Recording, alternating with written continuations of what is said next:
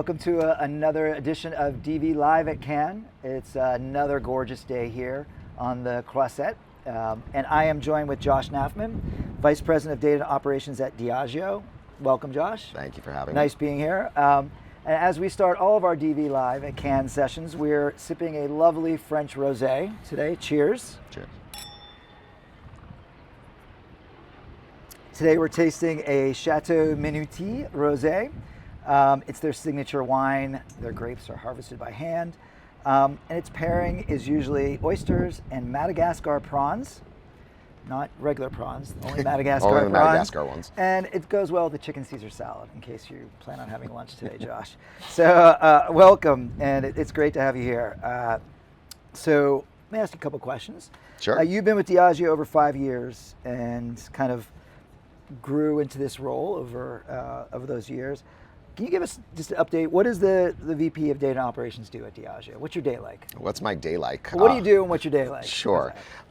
So my role is how can I improve the consumer experience by curating intelligence rather than just data, but the intelligence behind it to power things like consumer planning, so consumer insights, connections planning, discipline plans around, like, let's say, media and CRM, and then activation of that data, and then ultimately measurement and evaluation to marketing effectiveness. Awesome. So in non-buzzwords, people, process, and tools to make things happen. That's great. And I'm sure brand safety, suitability, viewability all play a big role in that. Absolutely, yes.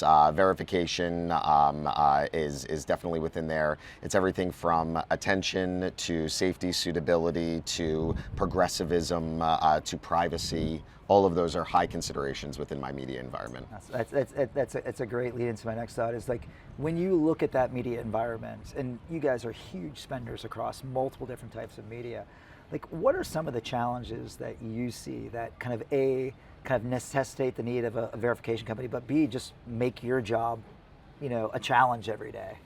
I would say, right now, I would say the biggest challenge that we run into is the complexity around achieving quality reach, and the key word is quality, where it's not just how can I get cheaper. Efficiency is important. Yep. Effectiveness is very important. Then it goes into how do you bring the values of our company forward. So everything from how are we supporting underrepresented communities would be one. For sure. How are we making sure that we are being sustainable from a CO2 standpoint, et cetera. Number 3 would be from are we making sure we're respecting consumers' right to privacy. All of those are strong considerations. Now the challenge is that every single time you pull the lever on, let's say, targeting from a progressive standpoint, that might be lowering efficiency, lowering effectiveness, but still matching with our values. So how do we prioritize those? And that's where we've been partnering with DV a lot on it. I'll tell you, it's a long way from I bought a spot on American Idol on Thursday night, right? It used to be so much easier, and I love the complexity. Diageo loves the complexity of working through it because it allows you to have so many little minute optimizations that make a really big difference for representing kind of our performance and our reputation. Yeah, I mean, look, ultimately what you want to do is drive an outcome, right? Exactly. And Business if you can outcomes is use everything. those little levers to increase those outcomes, but do so on your terms, addressing DEI, and different types of content, addressing brand suitability issues, like that's great. Yep, exactly. You mentioned attention, and there's so much buzz around attention, and as its potential to become a proxy for performance. What's your take on attention? I know it's early days, but what are your thoughts and Diageo's thought around attention? We started kind of thinking about attention about 2 years ago, and in that we started off from a place of skepticism of, is this just another metric that's going to drive up my CPMs, essentially, like at its core? But I'd say more recently, we're feeling optimistic about it as a consideration within all of that complexity that I was talking about. To bring it to life would be, how are we using attention in our media planning to optimize away from non-attentive reach and optimize towards attentive reach would be one. And there's an opportunity there because media companies are not pricing it based off of attention just yet. So that's a short-term efficiency play. Longer term, it's about effectiveness and automation. So how are we using attention to reach our consumers? How are we then also automating it in things like custom algorithms and making sure it's a consideration? Is it everything for us, a proxy for all performance? No, but is it a key indicate, I would say, a key contributor to performance. We're believing it's going in that direction.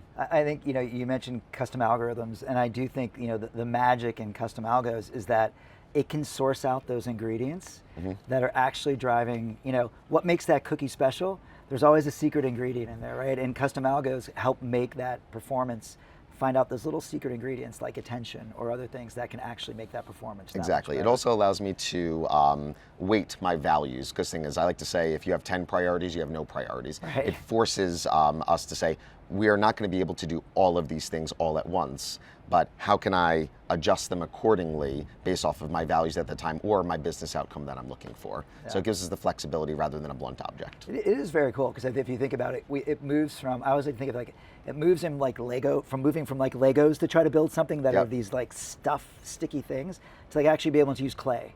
Yes. And I can mold it the way I want and get exactly what the shape I need out of this. I'm definitely going to use that metaphor going forward. All right, it's yours. You can have it. So finally, we're here in Cannes this week. You work for Diageo. What is your drink of choice?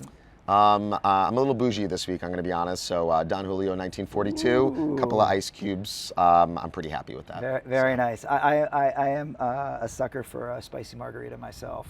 Even though Don Julio, you should never mix with anything else than just ice cubes. So that's great. Josh, thanks so much for joining us today. Great conversation. Thanks for having me. And we appreciate it.